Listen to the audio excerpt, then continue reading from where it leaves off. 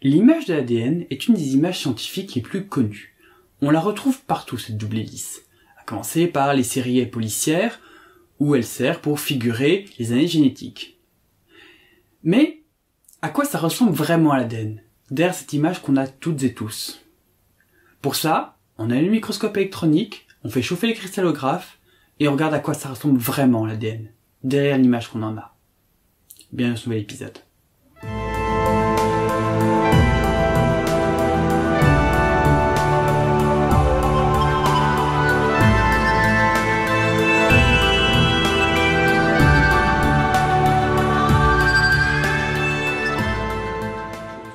Toutes les images qu'on voit de l'ADN ne sont pas des photographies, juste des reconstitutions.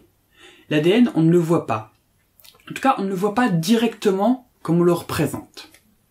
Historiquement, le premier cliché de l'ADN est la photographie 51, un cliché pris par Rosalind Franklin avec un cristallographe à rayon X. Et ça ressemble à ça. Autant dire que quand on n'est pas expert en cristallographie en rayon X, ça ressemble pas à grand chose. Rien à voir avec l'image d'ADN qu'on connaît. Toutefois, cette image a suffi à deux chercheurs, Watson et Crick, pour déterminer la structure tridimensionnelle de l'ADN à partir de ce cliché. Une structure qu'ils se sont dépêchés de publier en oubliant tout simplement le travail de Rosalind Franklin. Un des meilleurs exemples de sexisme en sciences.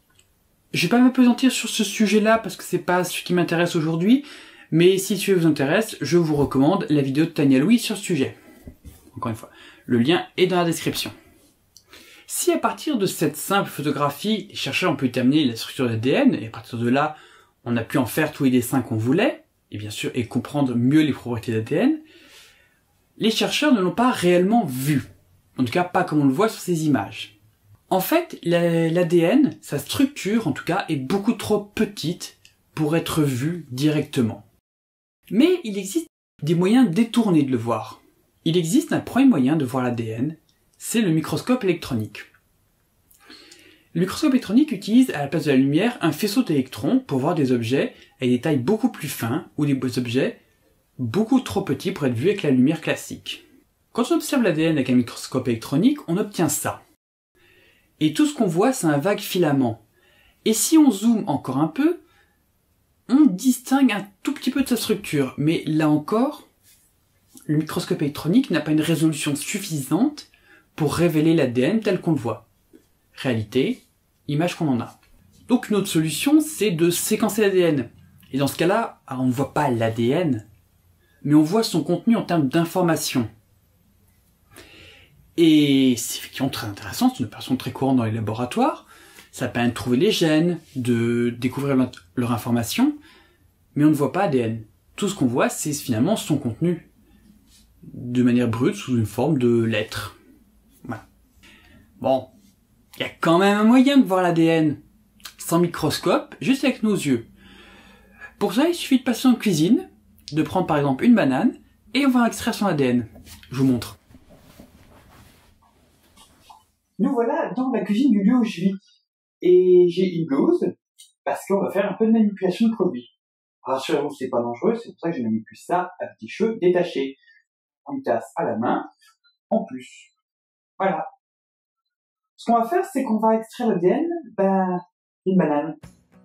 Vous allez voir. C'est cool. Ok, donc première partie, on prend une moitié de banane, c'est a priori amplement suffisant. Ensuite, on va écraser la banane. Alors normalement, ça se fait plutôt avec un vrai mortier, comme dans une pharmacie, mais bon, moi je rappelle que je fais de la bioinformatique. Les manipulations, c'est pas trop mon truc. Donc là, après m'être lavé les mains, j'ai obtenu une espèce de purée un peu informe. Ensuite, du sel. On ajoute une cuillère à soupe de liquide vaisselle. Donc maintenant, 5 cuillères à soupe d'eau. Voilà, et on obtient une jolie mixture qui ressemble... Voilà. On dirait de la colle pour des affiches. Donc... là, on va filtrer d'abord dans ça et après, normalement, ce qu'on aurait dû faire dès le début, c'est verser dans un entonnoir. Donc là, on va verser directement là-dedans. Je tiens le filtre parce que vous voyez bien que c'est pas très adapté.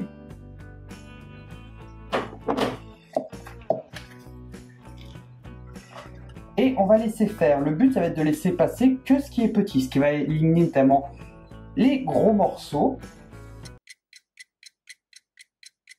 Alors, voilà ce qu'on obtient à la fin. Vous regardez déjà, il y a l'air d'avoir deux parties de liquide. Ça s'explique pour une raison. Dans la partie haute, vous avez l'alcool. Et en dessous, les restes de produits chimiques qu'on a utilisés. Les deux sont non miscibles. C'est pour ça qu'ils ne se mélangent pas, ils forment deux phases différentes. Mais surtout, ce que vous voyez au milieu, cette espèce de phase un peu grisâtre, bizarre, et ben ça, c'est de l'ADN en fait. Ça, c'est de l'ADN qui a été extrait et qui forme une espèce de pelote. Voilà. Voilà, vous voyez, elle flotte un peu, voilà. Revenons à la structure de l'ADN. Cette structure, quand on la représente scientifiquement de manière la plus précise possible, voilà à quoi ça ressemble.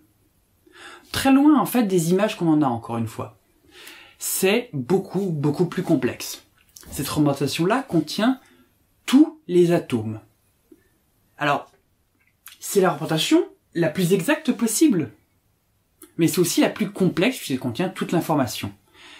Si on simplifie et qu'on se rapproche beaucoup plus d'une structure simple comme celle-là, plutôt qu'une structure beaucoup plus complexe mais beaucoup plus exacte comme celle-là, c'est pour une raison. On s'intéresse à l'ADN, moins pour sa structure exacte atome par atome, que pour ses fonctions. Et pour ça, on va simplifier l'ADN en le résumant à quelques entités fonctionnelles.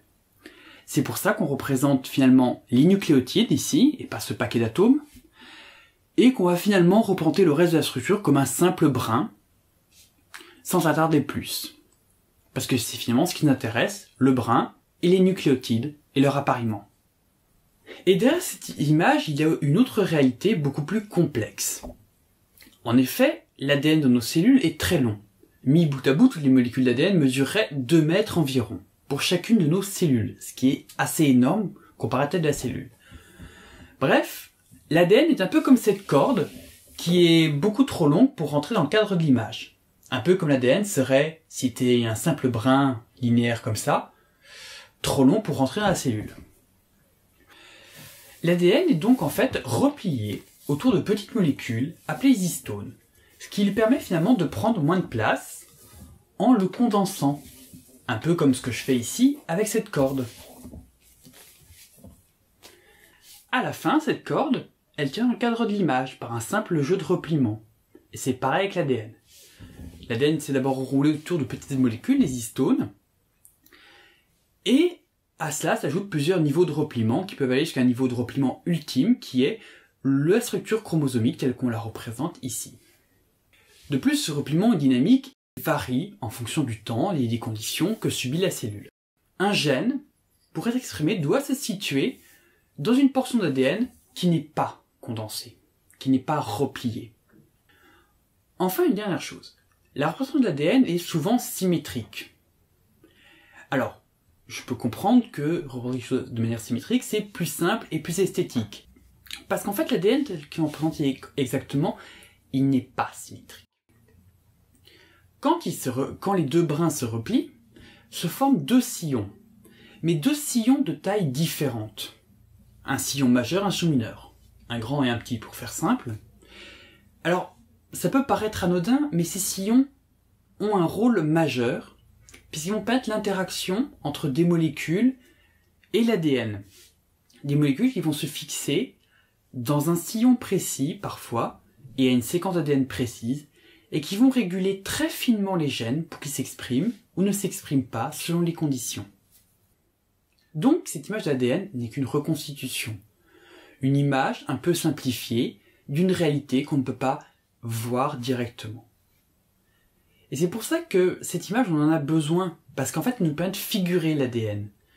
Par exemple, je reprends cet exemple dans les séries policières, mais aussi pour illustrer simplement le fait de parler de l'ADN comme un sujet de société. Ça permet aussi, par exemple, à certaines personnes de paraître plus scientifiques. Un cliché de l'ADN, ça paraît sérieux. La représentation de l'ADN peut parfois être beaucoup plus subtile, comme dans le film Bienvenue à Gattaca, où l'ADN est omniprésent comme outil de contrôle, mais jamais visible, uniquement les outils pour assurer ce contrôle. L'ADN étant simplement présent dans quelques plans, comme ici, là, sur l'escalier, qui reprend la forme de l'ADN. Alors, ce que je vous propose avec cette nouvelle série, c'est de prendre des images scientifiques, quelles qu'elles soient, et un peu de les démonter, de regarder ce qu'il y a derrière, comme une autre manière de prendre des sujets scientifiques, voilà. J'espère que ça va vous plaire, et voilà. On se retrouve bientôt. Alors, je tiens à remercier plusieurs personnes qui m'ont aidé. Alors d'abord, un gros merci à Macroscopie, qui a fait la première relecture au moment où je ne savais pas du tout si cette vidéo était bonne à acheter ou pas. Merci à toi, parce que voilà. Sans toi, il n'y aura pas cette vidéo. Je tiens à remercier les gens qui m'ont soutenu ces derniers temps, voilà. Et la vidéo a eu un petit peu de retard parce que 3 tournages ont échoué pour différentes raisons techniques. Mais là c'est bon, c'est reparti. Comme d'habitude, n'oubliez pas, alors bon, le petit pouce bleu, le petit commentaire, moi j'apprécie toujours, les commentaires gentils, ça me fait toujours plaisir. Le partage, vraiment, si vous voulez m'aider. Voilà. Partagez, voilà, quel que soit le moyen, partagez. C'est vraiment important pour moi. Au revoir.